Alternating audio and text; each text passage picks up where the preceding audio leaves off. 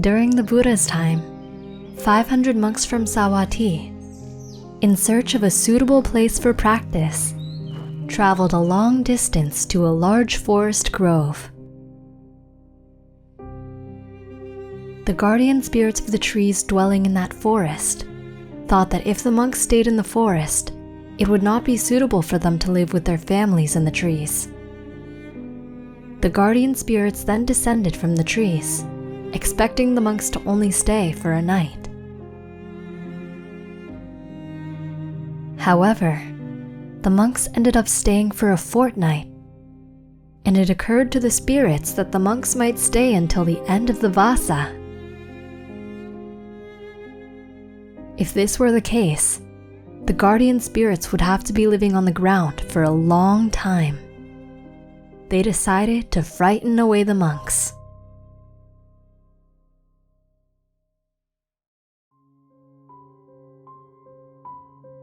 At night, they would make frightening sounds. They appeared as frightful apparitions. They showed up as headless bodies, or as heads without bodies.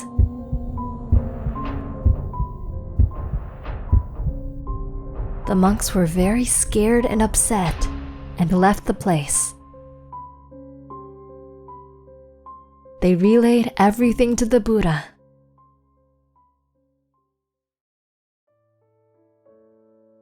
This happened because he went into the new forest without being properly armed.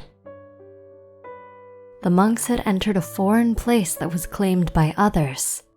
The monks had used this place without regard to any others, seen or unseen, who might have resided there. As when a guest enters the host's house without gifts, without consideration, and just uses that host's house as if it had no owner, the guest, in this case the monks, are at fault. When you visit a house as a guest, you must be considerate of the host, feel compassion for the host, appreciate the host, and bring gifts and goodwill to the host. If you fail to do this, you risk anger, resentment, and retaliation from the host and others.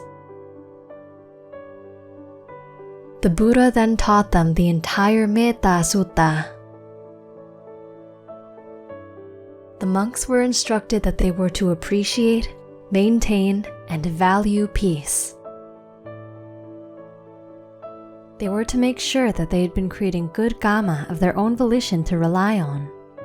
Whenever they were doubtful of their own merits or the quality of their spirit, they would be able to reflect upon their past good actions to reassure themselves. They must train themselves to be upright and straightforward people, without deceit or dishonesty.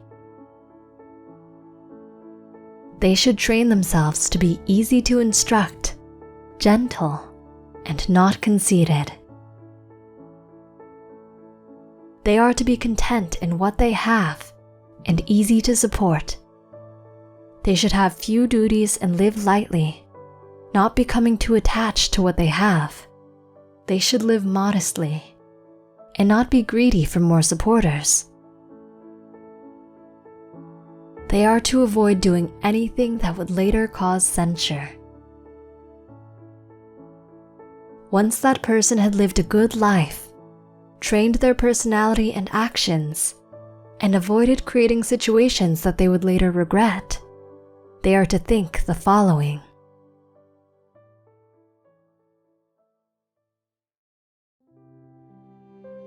May all beings be safe and secure.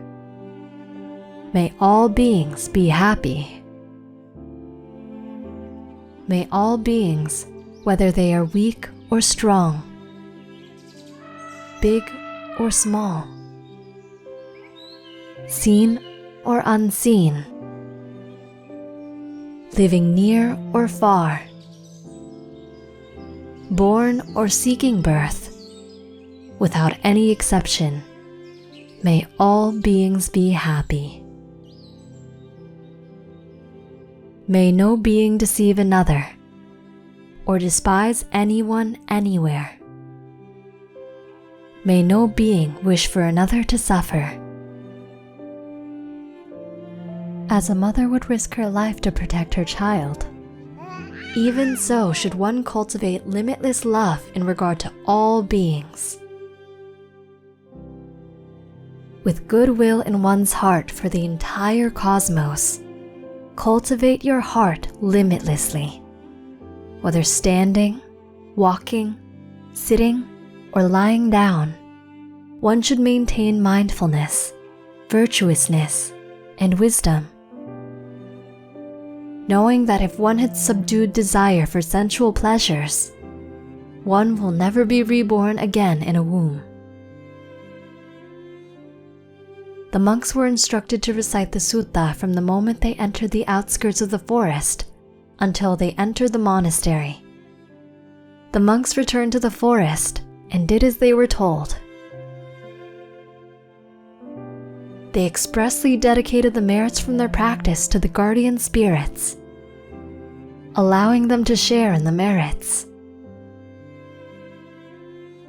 The guardian spirits were appreciative for this and felt the metta, or loving kindness, emanating from each of the monks. The guardian spirits reciprocated by readily welcoming and not harming them. There were no more ghostly sounds or frightful sights.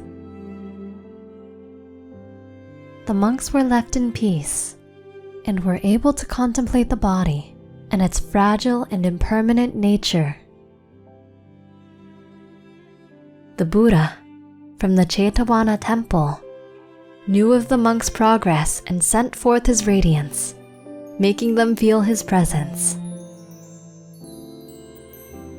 Monks, you have now realized that the body is indeed impermanent. Knowing that this body is fragile like an earthen jar, you must fortify your mind.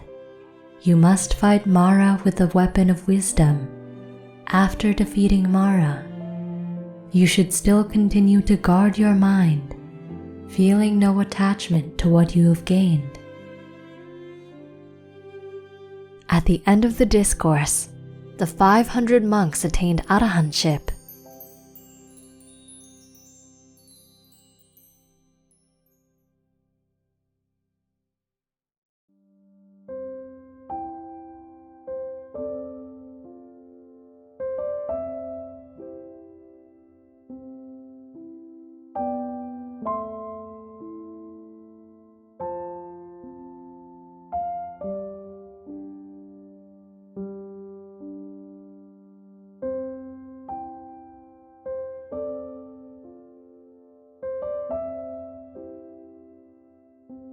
What did you learn from this story? Let us know in the comments. We hope you enjoyed the video. Click like if you did, and click subscribe if you want to see our uploads. And consider making a donation to support our Buddhist animation project.